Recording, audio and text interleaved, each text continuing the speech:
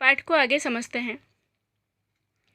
मेरे काक पुराण के विवेचन में अचानक बाधा आ पड़ी, क्योंकि गमले और दीवार की संधि में छिपे एक छोटे से जीव पर मेरी दृष्टि रुक गई।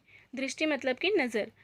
निकट जाकर देखा गिलहरी का छोटा सा बच्चा, जो संभवतः घोंसले से गिर पड़ा है, और अब कौवे जिसमें सुलभ आहार खोज रहे हैं।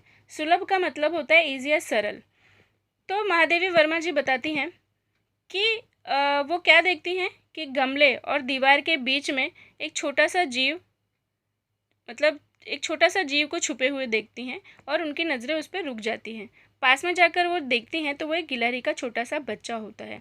तो वो कहते हैं कि शायद ये घोंसले से गिर पड़ा होगा और कौवे अब इसे खाने की कोशिश कर रहे हैं।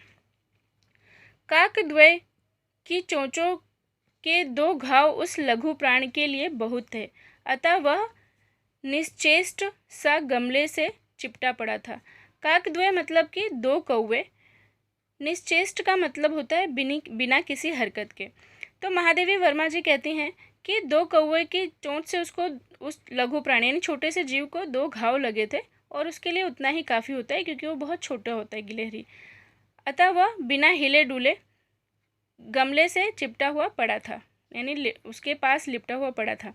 सबने कहा, कौवे की चोंच का घाव लगने के बाद यह बच नहीं सकता, अतः इसे ऐसे ही रहने दिया जाए। तो सब लोग उसकी इस दशा को देखकर कहते हैं कि कौवे के चोंच का घाव इसको लगा है, तो अब ये बच तो नहीं पाएगा, इसलिए इसको ऐसे ही रहने दो, इसे छोड़ दो ऐसे ही। परंतु मन नहीं माना।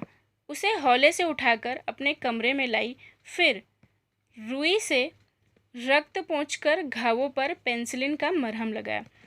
लेकिन सबके कहने के बावजूद भी महादेवी का मन नहीं माना। वो उसे उठाकर अपने कमरे में ले आई और फिर रुई से उसका खून पोंछा और उसके जो घाव लगे हुए थे उस पर दवा लगाया।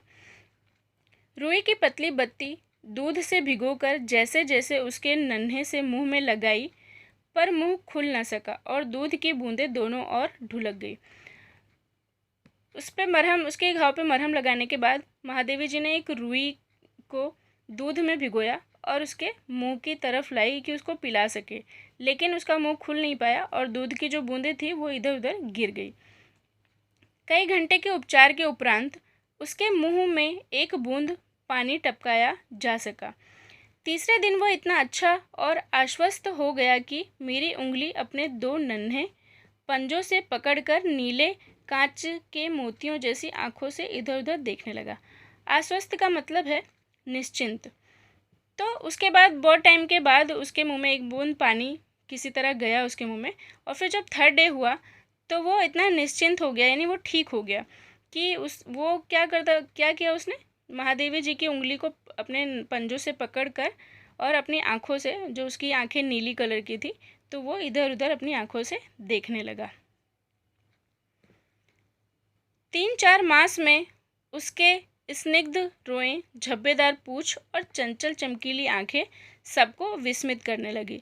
स्निग्ध का मतलब होता है चिकना, विस्मित का मतलब होता है आश्चर्यचकित। फिर 3-4 मास यानी 3-4 महीने के बाद तो वो एकदम चिकना हो गया और उसकी झब्बेदार पूँछ भी हो गई, और उसकी आंखें जो थी वो सबको आश्चर्यचकित भी कर देती थी। हमने उसकी जातिवाचक संज्ञा को व्यक्तिवाचक का रूप दे दिया और इस प्रकार हम उसे गिल्लू कहकर बुलाने लगे। जातिवाचक संज्ञा और व्यक्तिवाचक ये संज्ञा के प्रकार हैं। मैंने फूल रखने की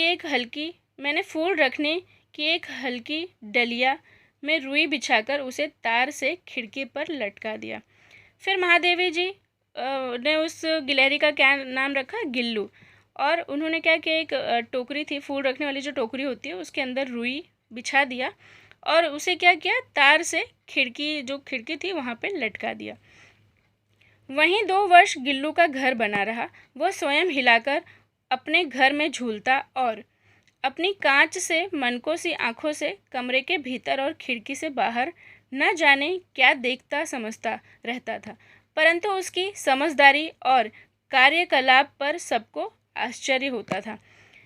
तो जो उसके लिए महादेवी जी ने घर बनाया था, टोकरी जो छोटी सी फूल रखने वाली थी, 2 वर्ष तक गिल्लू मतलब वही उसका घर बना रहा 2 वर्ष तक, और वो खुद ही झूले को हिलाकर उसमें झूलता रहता और अपनी आँखों से कमरे के भीतर या खिड़की से बाहर पता नहीं क्या देखता रहता था।